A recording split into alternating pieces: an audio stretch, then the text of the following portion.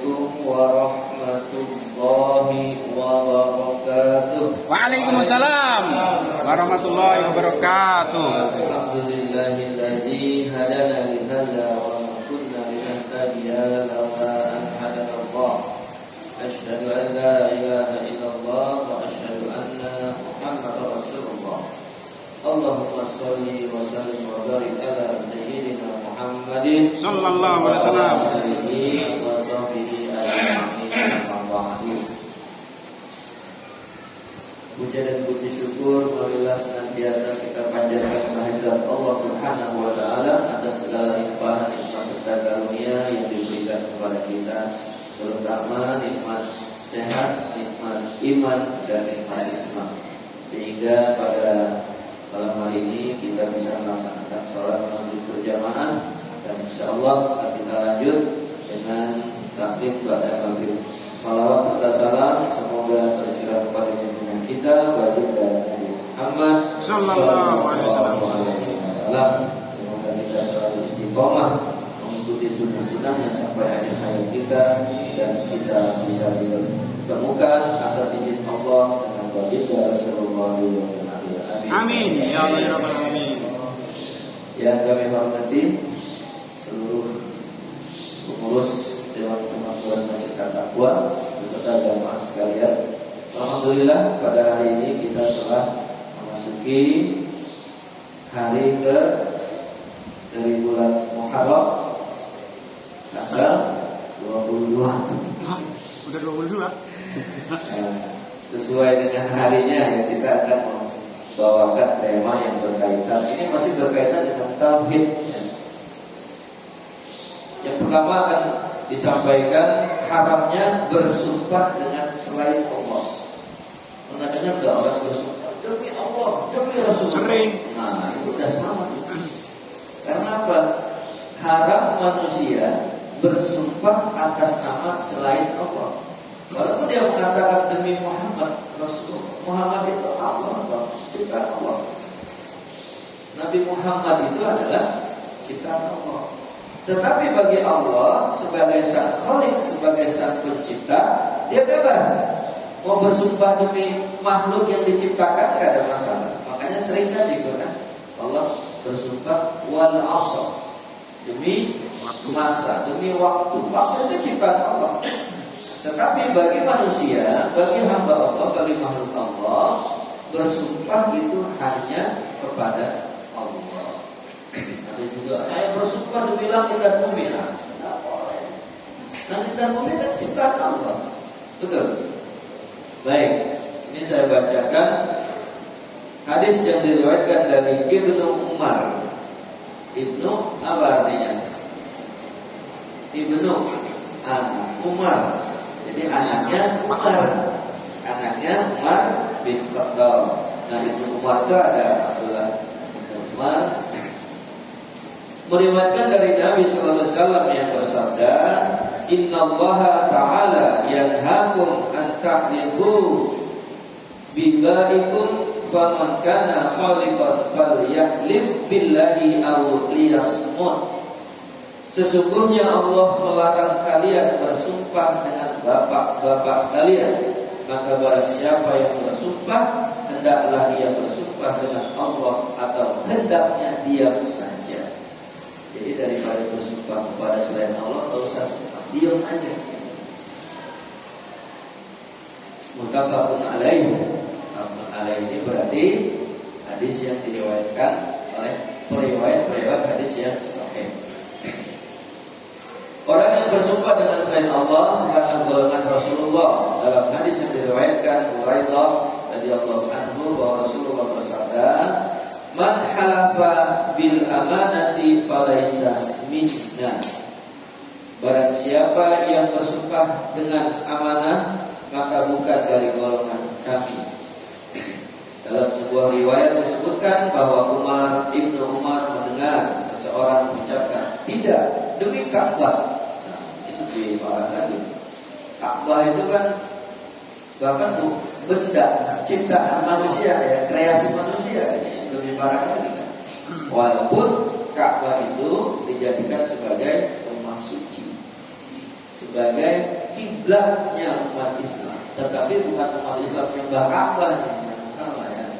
Kan banyak kalau orang-orang non Muslim kita sebut non Muslim aja, karena kalau dibilang kafir nggak mau mereka, ya kan? Padahal kafir itu bahasa yang sangat halus, yang maknanya itu pun sangat menghormati. Kafir artinya menyelimuti, orang yang menyelimuti dirinya dari dakwah Islam. Jadi artinya dia belum mau menerima Islam, makanya orang yang tertutup. Makanya bahasa Inggris kalau kita mau menjilid itu cover. Cover itu tutup. Nah, itu masih seruput dengan bahasa Arab kafir.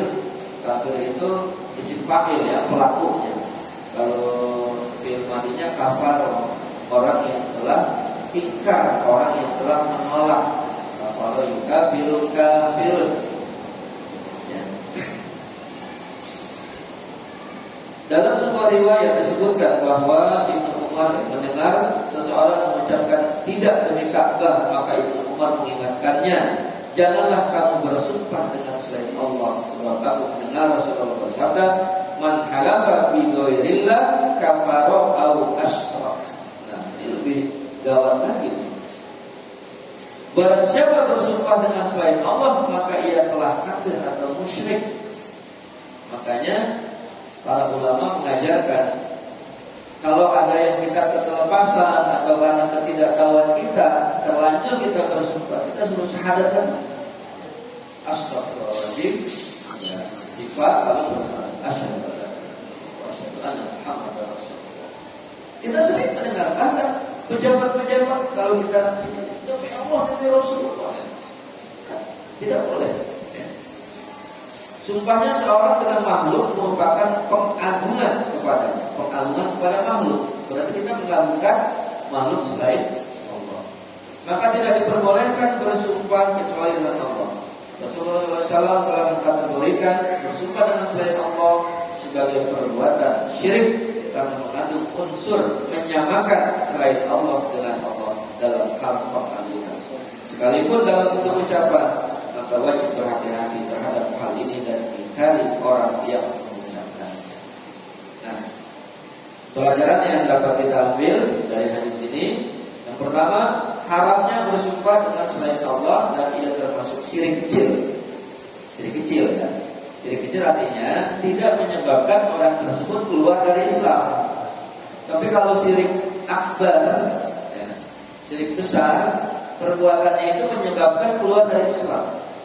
Misalkan dengan nyata-nyata dia telah menyembah ya selain Allah, menyembah patung dan lain sebagainya. Walaupun dia mengatakan dia agama Islam, tapi ketika dia menyembah patung, nah ini dia sudah syirik akbar.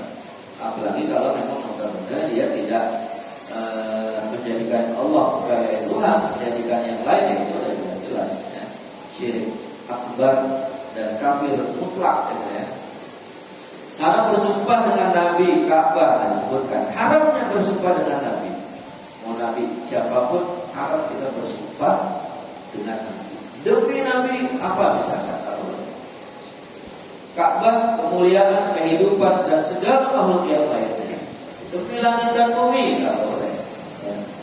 Tidak diperbolehkan bersumpah kecuali dengan Allah atau dengan nama-nama dan sifatnya. Boleh. Ya. Demi yang maha rahmat, demi yang rahmat itu udah maha ya. Demi yang memiliki keagungan, demi yang menciptakan alam semesta. Yang menciptakan alam semesta kan ditujukan kepada Allah ya, Sang Khalik. Oke, satu lagi saya bacakan tapayyur.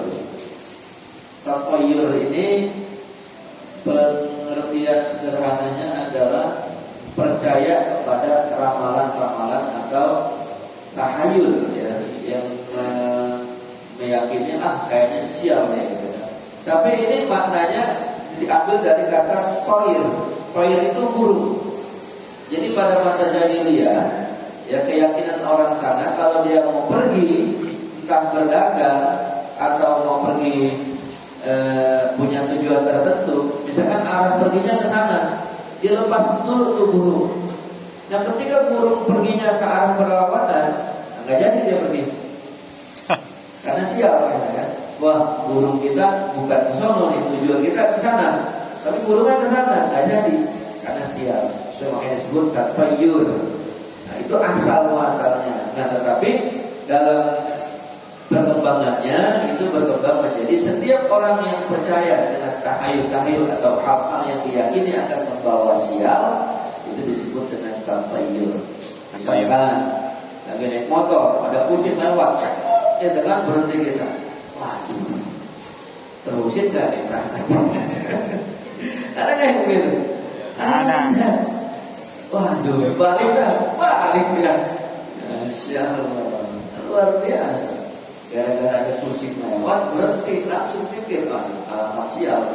Nah jadilah terusin kan bisa dapat apes gitu kan. Nah itu namanya tahayul. Ya, jadi percaya dengan hal-hal yang sifatnya tahayul. Nah, dalam satu riwayat diriwayatkan dari Anas radhiyallahu anhu yang berkata bahwa Rasulullah bersabda, la adwa wa la tiyarata wa yujibuni al-fa'lu salihul kalimatul hasanah. Tidak ada penyakit yang menular dengan sendirinya, maka tidak ada tiarah atau meramal nasib sial. Dan yang membuat aku takjub ialah al-fa'lu, optimisme yang baik, yakni kalimat yang baik. Jadi justru kalau kita mengalami sesuatu, misalkan lagi naik motor atau naik mobil, kucing lewat, astagfirullahaladzim, gitu kan, Allahu Akbar, sebutkan dengan kalimat-kalimat yang baik. Artinya apa? Alhamdulillah kita nggak sampai nabrak kucing. Kalau nabrak kita harus urus itu kucingnya. Kalau kita tinggalkan begitu saja berdosa kita. Ya, karena kucing termasuk salah satu hewan yang dikhususkan, yang tidak boleh kita sakiti. Ketika kita menabrak, kita biarkan, itu namanya kita menyakiti. Ya, bahkan kalau kita sering ngasih makan kucing, ya di rumah kucing ada tuh tiap hari 3-4 ekor datang, gitu kan, sampai ngebeliin, gitu kan. Nah, itu kalau kita niatin memang sedekah kepada kucing, insya Allah pahalanya besar. Ya, bahkan lebih besar pahalanya daripada kita ngasih makan hewan peliharaan kita yang nantinya bisa kita manfaatkan. Misalkan ayam, ya ayam kita kasih makan wajar, nanti kita potong, kita makan kan gitu. Kalau kucing kan enggak, kita kasih makan kita nggak bisa memanfaatkan, nggak bisa kita makan, kita nggak bisa mengambil keuntungan kecuali kita ya jadikan sebagai hewan peliharaan. Makna la adwa ialah bahwa penyakit tidak bisa menular secara alami dengan sendirinya, namun Allah lah yang menakdirkan hal itu, termasuk pandemi COVID-19. Nah, itu kan menjadi apa namanya? Ya, 2019. Ya, sesuatu yang sangat mencekam. Tapi itu takdir Allah. Itu takdir Allah. Yang pertama untuk menguji kita sebagai umat Islam. Dikasih pandemi, gimana nih sikap kita? Apakah panik? Apakah putus asa? Dan lain sebagainya. Nah, tetapi sebagai orang yang beriman, yang pertama kita harus yakini bahwa itu adalah sudah takdir ketetapan Allah. Yang kedua, kita yakin dan percaya soal umur itu Allah yang menentukan, ya, bukan penyakit. Ya. Dan yang lainnya, kalau kita yakin bahwa kita akan sembuh, ya insya Allah akan disembuhkan. Nah, hal itu yang kita lakukan oleh sebagian orang. Ini sebagai pengalaman aja. Maka saya termasuk di alumni COVID, korban COVID-19 ya. Kemarin sempat isoman ya. Tapi apa yang saya kerjakan itu, ya selain memang saya yakin, juga dapat syarat-syarat dari teman-teman bahwa yang namanya Al-Quran, ketika kita bacakan Al-Quran, itu meningkatkan imunitas. Dan virus-virus yang ada dalam tubuh kita itu langsung mengkeret. Karena apa? Ada hasil penelitian ilmiahnya. Ketika diperdengarkan ayat suci Al-Quran, itu virus langsung pada menciut. Tapi ketika tidak, dia berkembang. Saya hantam setiap malam. Kalau sempat 2 juz malam. Pada subuh selain memang kita harapkan ya, kita yakini itu bisa meningkatkan imunitas, ya, menambah keyakinan kita. Ya, insya Allah kita rasa. Dan alhamdulillah. Ya, walaupun ada sih kadang-kadang kita yang lewat dulu. Baik. Tiarah termasuk kesyirikan, maka wajib dijauhi. Ibnu Mas'ud meriwayatkan dari Rasulullah bersabda, atau yaratu syirkun. Tiarah tatayur adalah syirkun, syirik. Ya, termasuk perbuatan yang menduakan Tuhan. Yarah itu perbuatan syirik dari riwayat Abu Dawud. Pengertian tatayur ialah meramalkan nasib sial dengan adanya, ini baru disebutin, dengan adanya burung-burung seperti burung gagak, burung hantu, atau dengan nama-nama orang atau akhlak mereka atau yang semisalnya. Bahkan di kita ini masih ada keyakinan tatayur. Kalau tengah malam atau malam-malam kita di rumah mau tidur, ada suara burung, suara burungnya, wah, kayaknya bakal yang tinggal, kan gitu ya. Masih ada tuh. Kalau di kampung saya bilang burung kulit namanya. Bunyinya memang unik gitu. Padahal bukan sebab ada burung itu berbunyi bakalan ada yang meninggal. Ya enggak. Kebetulan aja mungkin di kampung itu sedang ada yang sakit, ya, yang memang sudah menjelang sakratul maut. Ya, datanglah malaikat sakratul maut kan gitu. Nah, kan binatang adalah salah satu makhluk yang bisa melihat, ya, makhluk gaib kan gitu. Bisa jadi ketika malaikat datang ya burung itu berbunyi gitu kan. Tapi bukan berarti kalau ada burung itu pasti akan ada yang meninggal. Nah, kita masih ada tuh, ya. Di Jawa itu gitu ya Mas. Iya. Ada, Masih. begitu. Jika seorang telah bertekad untuk mengerjakan suatu pekerjaan, kemudian melihat salah satu dari tanda-tanda tersebut, lalu mengurungkan tekadnya, maka inilah bentuk tatayur yang termasuk perbuatan syirik, karena ia meyakini bahwa tanda-tanda tersebut dapat mendatangkan bahaya. Maka dengan keyakinan ini, ia telah meniadakan sikap tawakal kepada Allah. Jadi dia lebih percaya sama ini sesuatu yang dianggap apes gitu. Padahal ada Allah, ya kan? Dan kita kalau mau keluar suruh baca doa, la haula wala quwwata illa billah.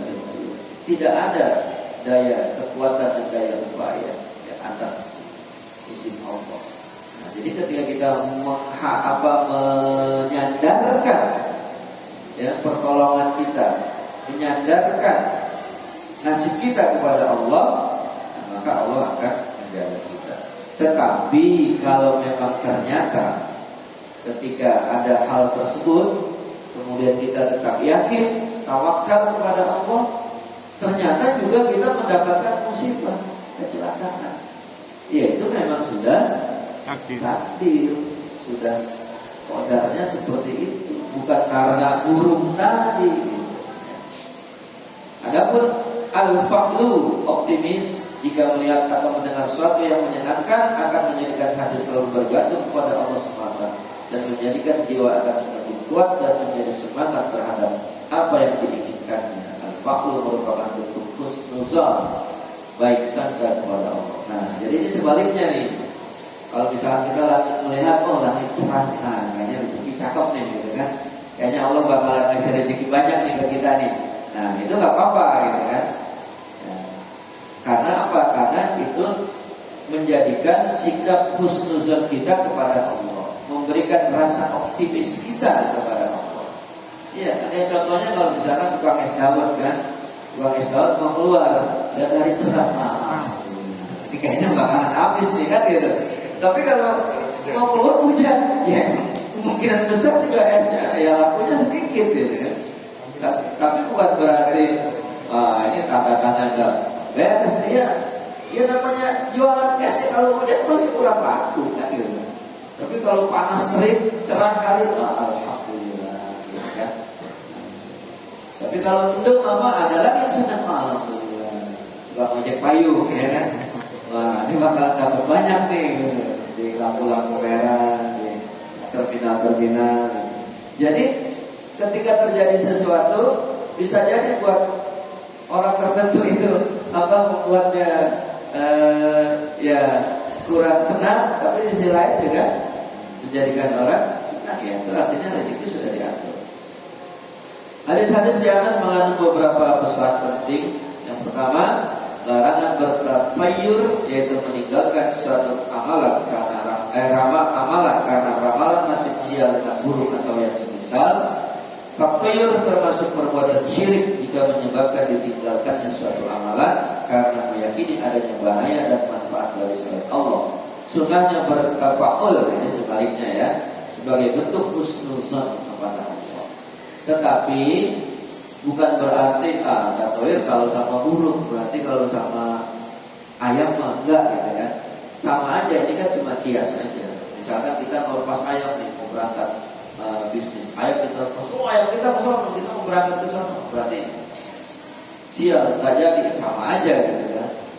Tafayur itu kan sebagai dasar ya, awal muasalnya orang meyakini tahayul itu ya dengan burung. Tapi itu ya bisa dikiaskan dengan yang lain. Pokoknya ketika ada satu pertanda kemudian kita yakini itu sebagai satu tanda-tanda sial, itu tidak boleh karena meyakini adanya satu kekuatan selain Allah Subhanahu wa taala. Nah, namun ketika kita menjadikan sesuatu tanda kebaikan sebagai optimisme dan husnuzan kepada Allah, itu justru adalah satu perbuatan yang baik. Wallahu a'lam bishawab. Mudah-mudahan apa yang saya sampaikan bisa bermanfaat. Amin. Ya Allah, amin. Dan yang terpenting apa yang telah kita dengarkan sama-sama kita pahami, dan keyakinan itu harus kita tanamkan ya, bahwa bersumpah kepada selain Allah itu diharamkan. Bertafayur itu adalah salah satu perbuatan syirik, namun bertafakkur itu dianjurkan. Barakallahu li wa lakum fil Qur'anil azim wa nafa'ani wa iyyakum bima fihi min ayatin. Amin. Taqabbalallahu minna wa minkum tilawatahu innahu huwas samiul alim. Subhanakallahumma wa bihamdika asyhadu an la ilaha illa anta astaghfiruka wa atubu ilaik. Billahi taufiq wal hidayah. Wassalamualaikum warahmatullahi wabarakatuh. Waalaikumsalam warahmatullahi wabarakatuh.